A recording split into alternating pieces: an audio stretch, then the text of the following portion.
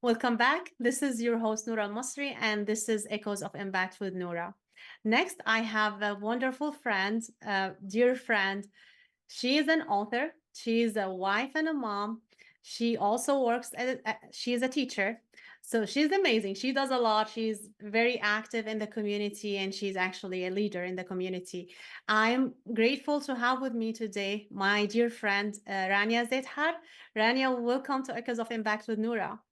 Thank you so much for having me today, Nora. Sure, thank you. So, do you mind like tell the audience a little bit about yourself? Absolutely. My name is Rania Zeithar, as you said.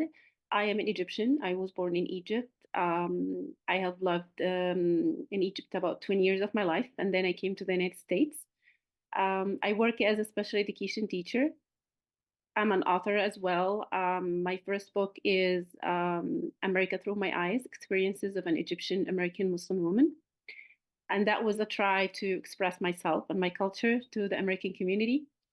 And I published my second book in Arabic, which is America التي لا تعرفها, and America which you don't know. And this book is a try for me to express myself as an American, or what I have learned in my life in the United States, to my fellow Arab people who never had a chance to come to the States. And I'm working on my third one. It's my very fiction book. It's English. I'm planning to publish this book in May 1st. The name of the book is The East Western Girls. Congratulations. This is a wonderful news. And yeah, this is beautiful. Like it's very important to hear about different culture. This is actually what actually connects us together because without we knowing, we all like human beings similar. We have similar things. And when we get to know more about each other, are surprised on how much actually we have in common more than the things that differentiate us. That's So, very true.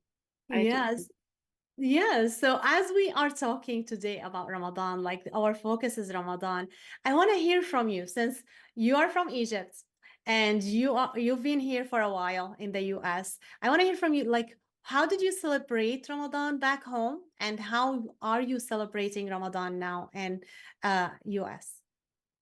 This is like very important topic, because Ramadan in Egypt is totally different than Ramadan in the United States of America. Um, in Egypt, I grew up, so everybody around me and everything is celebrating Ramadan. The streets is decorated, the houses, people are fasting. So I feel the spirit of Ramadan right away. But when I came to the United States, especially that I don't really live in around Muslim community, wasn't easy for me. The first Ramadan, it was really hard. Like, it's different. I don't feel the spirit, so I had to work really hard to feel the spirit and make my family feel the spirit as well. So I started like trying to educate people about Ramadan. I work in a public school, and there's no Muslims in my school. So every year I try to send an email to my colleagues and tell them about what is Ramadan, why we fast.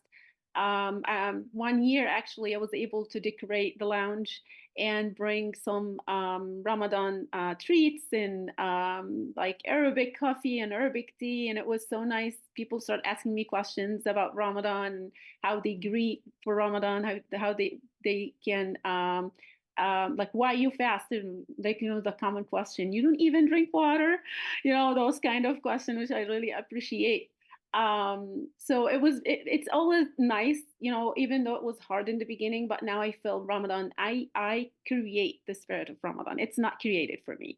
I decorate my house. I try to reach out to my neighbors. I try to go to different charities, Muslims or non-Muslim charities, to help and support.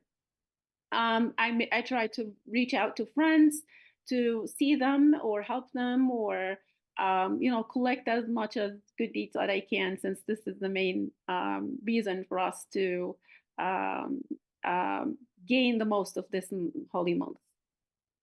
Nice. That's wonderful and very important to feel the spirit of Ramadan. What's the most important thing for you in Ramadan? Is it like to go to Taraweeh, the prayer after dinner, or is it the iftar itself, or what is it exactly like the most important thing for I you? always say that like the most the minute that I love the most in Ramadan is the few minutes before iftar. You know, the meaning of like not eating and not drinking and not having anything all day, and then for 16 hours, and then now I can eat, and now I have all this food and water and feel grateful for this giving. Also, iftar, you know, Ramadan, the most important thing of Ramadan for me is that we gather as a family. You know, normally if in dinner or lunch, you know, maybe I would take my dinner because I'm like have something to do, and my husband will take his dinner when he is back, or lunch, whatever. In the weekend, we might maybe we don't eat our lunch together, but in Ramadan we always eat together. We break our fast together and we eat before the sunrise together. So this connection with family, something very important for me. It means a lot to me, and I think it's a very big benefit of this month is gather family and gather friends. So I also enjoy having friends over or going to see friends and have iftar with them. Yeah, that's always enjoyable and it's very nice to see everyone like during Ramadan. And like you said, like here I also like my kids, everyone eats on like on their own time. So Especially Ramadan when is they're grown very up, you know, it's hard to get them. exactly. So now you all eat in the same time. So come Mhm. here and eat. So that's a good thing. So tell me a little bit, just like because your book topic is not very it's not away from Ramadan. It's still about culture. Tell me a little bit about your book. Why actually, what motivated you to write your first book? And what people usually tells you about it? My first book started as articles. You know, when I told you I worked in a public school and there was no Muslims, so people start asking me questions about my culture, my religion, about why you're wearing hijab or what that mean, or do you believe in this?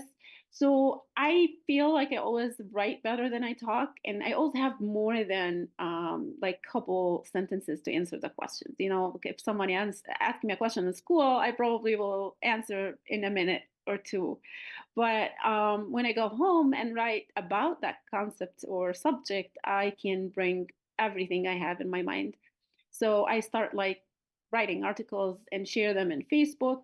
And then I found out a really good feedbacks about those articles from my non-Muslim friends and neighbors, and people start reaching out more and telling me we really enjoyed reading about this, we had no idea about this, that was new information for us, would you please tell us more about this, or can you answer us this question?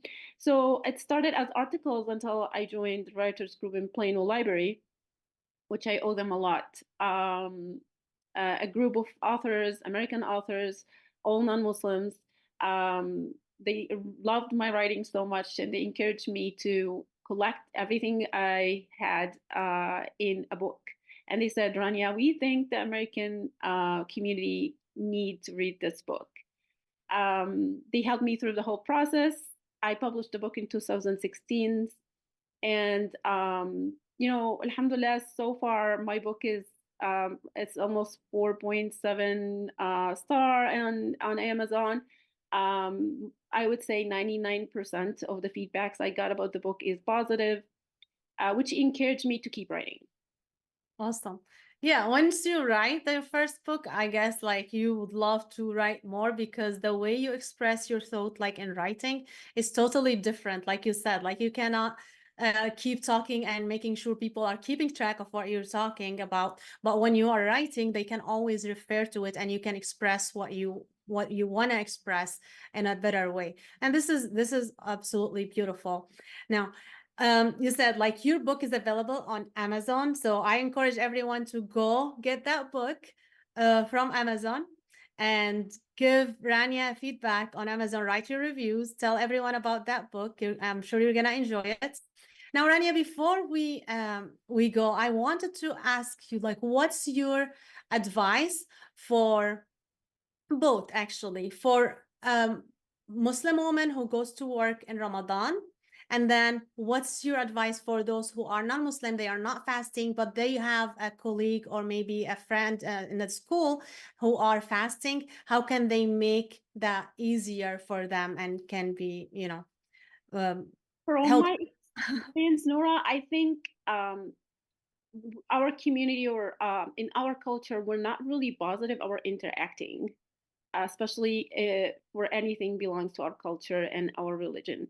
But I think it's very important to be positive about that and try to interact and tell people about yourself. The amount of positive feedbacks I get every single year, I share an email about Ramadan with my like colleagues and teachers and principals, is amazing. Like it's always like overwhelming, like joy for me. People always reply back to me telling me, thank you so much for sharing this information. We didn't know that much. This information will help us a lot with our Muslim students.